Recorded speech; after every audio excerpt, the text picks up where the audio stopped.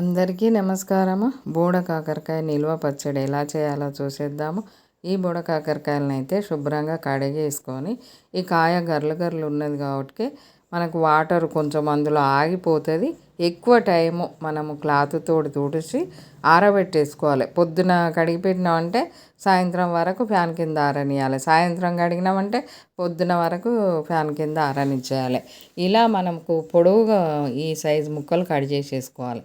Cut చేసుకున్న తర్వాత మనము వీటిని కూడా ఆరబెట్టేసుకోవాలి. కట్ చేయగానే వేంపుకోకూడదు. కట్ చేయగానే మనం వీటిని కూడా 2-3 గంటలు ఫ్యాన్ కింద పెట్టాలి. ఇంక ఈ ఒక్క జాగ్రత్త తీసుకున్నామంటే పచ్చడి టేస్ట్ ఉంటుంది, నిల్వ ఉంటుంది మనకు. ఇలా ఆయిల్ పొయ్యి మీద పెట్టి ఆయిల్లో ఈ కాకరకాయ ముక్కలు వేయగానే అలా నురుగు వచ్చినట్టు ఉంటుంది. అంటే లోపల కొంచెము కాయలు తేమలాగా ఉంటుంది కాబట్టి ఆ తేమ అంతా లాగేసుకుంటుంది. ఇంకా మనము వేగేటప్పుడు సాల్ట్ వేసుకోవాలి. గోల్డ్ కలర్ వేగనియకూడదు.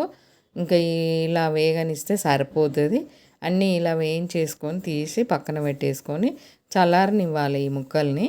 ఇంకా ఎక్కువ వేంపకూడదు. ఈ ముక్కల్ని కరకర అయ్యేటట్టు వేంపకూడదు. మనకు ఇలా ఆయిల్ తెలుస్తూ ఉంటుంది. వేగిన తర్వాత ఆయిల్ మనకు తేలుతుంది మంచిగా. ఫస్ట్ వేసినప్పటి ముక్కలకును తీసేటప్పటికి ఆయిల్ మనకు తెలిసిపోతుంది. తీయడానికి అర్థమైపోయేటట్టు ఆయిల్ తెలుస్తుంది అన్నట్టు. ఇలా తీసేసుకొని అన్నీ చల్లారిన తర్వాత ముందైతే మనము 1/2 కేజీ బుడకాకరకాయ ముక్కలకు ఒక 100 గ్రాములు చింతపండు వేడి నీళ్ళల్లో వేసి పక్కకు పెట్టేసుకోవాలి. కొంచెమే వాటర్ పోయాలి. చింతపండుకి అయితే ఎక్కువ వాటర్ పోయకూడదు. బాగా వేడి పెట్టేసి ఇలా చింతపండు నానబెట్టేసుకోవాలి. మంచిగా తొందరగా నానిపోతుంది. పేస్ట్ కూడా తొందరగా అవుతుంది.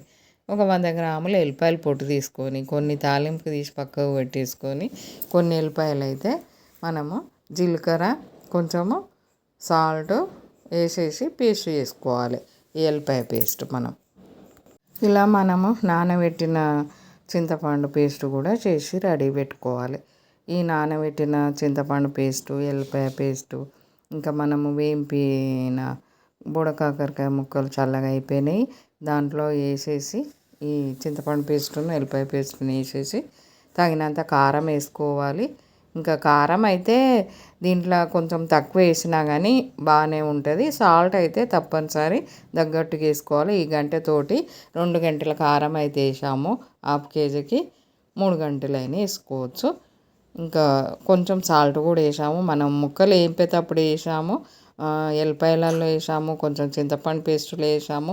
చూసుకుంటూ వేసుకుంటే సరిపోతుంది.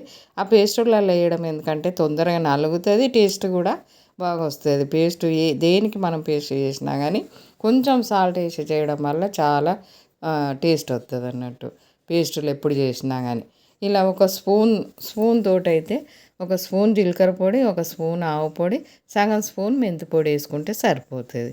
ఇలా ఆయిల్ పొయ్యి మీద పెట్టేసి ఎల్లిపాయలు, ఎండుమిర్చి, శనగపప్పు, మినపప్పు, జీలకర్ర, ఆవాలు తాలింపు కంటే అందరికీ తెలిసిన విషయమే. కానీ ఇంకా ఇవి వేగిపోయిన తర్వాత తాలింపు వేగిపోయిన తర్వాత కరివేపాకు వేసుకోవాలి. కొంచెము పసుపు కూడా ఇష్టమైన వాళ్ళు పసుపు కూడా వేసుకోవచ్చు తాలింపులో.